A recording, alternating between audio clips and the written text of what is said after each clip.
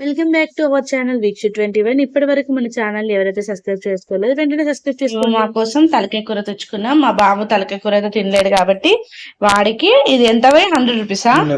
ఇగో 100 rupees కి దీని ఏమంటారు, సాజమా లివర్ అండి. ఇగో ఈ విధంగా లివర్ తీసుకొచ్చి వాడికి లైట్ గా వాడు తినే విధంగా ఉప్పు కారం కలిపేసి పెట్టేసుకుంటాం మేము. చూసారు కదా, మీరు కూడా మీ పిల్లలకి ఇలా పెట్టండి, హెల్తీగా ఉంటారు పిల్లలు కూడా. చూడండి, కొద్దిగా మన పిల్లలు ఎంత తింటారో అంత కారం, కొద్దిగా సాల్ట్, కొద్దిగా అల్లం పేస్ట్ అండి. చూసారు కదా, కొద్దిగా చిటికెడు పసుపు, ఇవి ధనియాల పౌడర్. ఎందుకంటే ఇక్కడ నేను మసాలా వేయట్లేదు, ఎందుకంటే పిల్లలకి మసాలా ఇప్పటి నుండి అలవాటు చేయడం ఎందుకని. మాకైతే వేసుకుంటాం, పిల్లలకి ఎందుకులే అని చెప్పేసి. చూసారు కదా, ఈ విధంగా లివర్ ని మంచిగా కలిపి పక్కన పెట్టేసుకొని సేమ్ మనం కర్రీ ఎలా అయితే వండుకుంటామో అలాగే వండి పెట్టిస్తే పిల్లలు మంచిగా తింటారండి.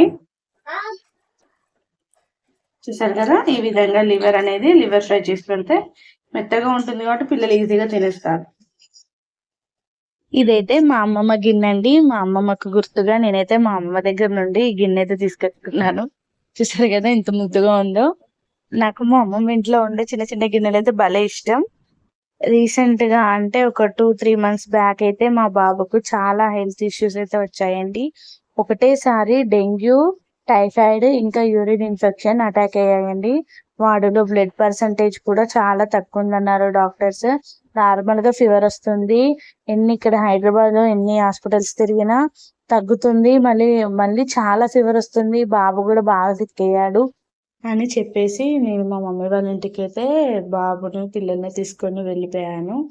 మమ్మీ వాళ్ళ ఇంటి దగ్గర మాకు తెలిసిన ఫ్యామిలీ డాక్టర్ ఉన్నాడు, పీడియాట్రిక్. సో హాస్పిటల్కి వెళ్ళాము. అక్కడ డాక్టర్ కూడా మాకు మంచి మెడిసిన్ అయితే రాసిచ్చారు. అయినా కూడా అంత మంచి మెడిసిన్ వాడాక కూడా తగ్గట్లేదు. మళ్ళీ రమ్మన్నారు 1 వీక్కి. మళ్ళీ వెళ్తే ఎంత మెడిసిన్ ఇచ్చాక కూడా తగ్గట్లేదంటే కంపల్సరీ బ్లడ్ టెస్ట్ చేయాలమ్మా అని చెప్పేసి టెస్టులు అనేటివి రాశాడు. పాపం టెస్టులు చేసేటప్పుడు మా బాబు బాధతో మేము అసలు చూడలేకపోయాం. వాడు చాలా హైపర్ యాక్టివ్గా ఉంటాడు. అలాంటి మా బాబుకు ఇంత చిన్న ఏజ్ లోనే అన్నిసార్లు బ్లడ్ తీయడం చేయడం అసలు ఇదే నేను తట్టుకోలేకపోయాను. నా తర్వాత రిజల్ట్ వచ్చిన తర్వాత దాంట్లో డెంగ్యూ, టైఫాయిడ్ ఇంకా యూరిన్ ఇన్ఫెక్షన్ 3 ఒకటేసారి అటాక్ అయ్యాయి. నేను సెకండ్ ప్రెగ్నెన్సీ కన్సీవ్ అయినప్పటి నుండి నాకు ఫుల్ వామిటింగ్స్ అండి. నాకు ఫస్ట్ బాబు అప్పుడు ఫుల్ వామిటింగ్స్, సెకండ్ బాబు అప్పుడు కూడా ఫుల్ వామిటింగ్స్.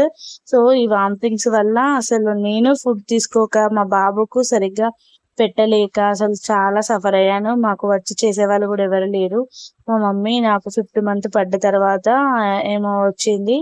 ఒక 15 days వరకు ఇట్లా ఉండేది. తర్వాత నేనే చేసుకోవాలి కదా. మా హస్బెండ్ ఏమో మార్నింగ్ వెళ్ళి మళ్ళీ నైట్ వచ్చేవాడు.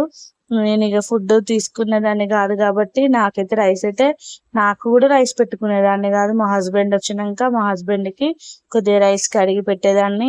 నేను కూడా నా ప్రెగ్నెన్సీలో నాకు 5th మంత్ వరకు నేను డైలీ ఒక స్వీట్ కార్న్ తింటూనే బతికానండి. డైలీ ఒక స్వీట్ కార్న్ తిని అసలు బతికేదాన్ని. అసలు నా లోపల బేబీ ఎలా ఉంటుందో, అసలు హెల్దీగా పుడుతుందా లేదా, ఎట్లా పుడుతుందో, ఎంత వీక్ గా పుడుతుందో అని చెప్పేసి కూడా చాలా సఫర్ అయ్యేదాన్ని. చూసారు కదా, అందుకే బేబీకి మధ్య ఒక 5 years అయినా గ్యాప్ ఉండాలండి.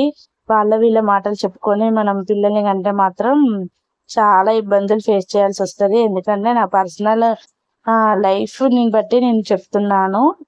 అందరు వచ్చి చేయాలని లేదు కదా, ఎవరి లైఫ్ వాళ్ళది. సో మనకి మనమే చేసుకోవాలి. కాబట్టి ఖచ్చితంగా బేబీ టు బేబీకి మధ్య ఖచ్చితంగా 5 years గ్యాప్ ఉండాలి. అలా ఉంటేనే పిల్లల్ని కనాలండి. ఎందుకంటే నేను పడ్డ బాధలు మాత్రం అంత ఇంత కాదు. ఇటు కడుపులో ఉన్న బాబులు చూడాలా, లేకపోతే ఇక్కడ నా పెద్ద బాబుకు సరిగా ఫుడ్ పెట్టట్లేదని బాధపడాలా.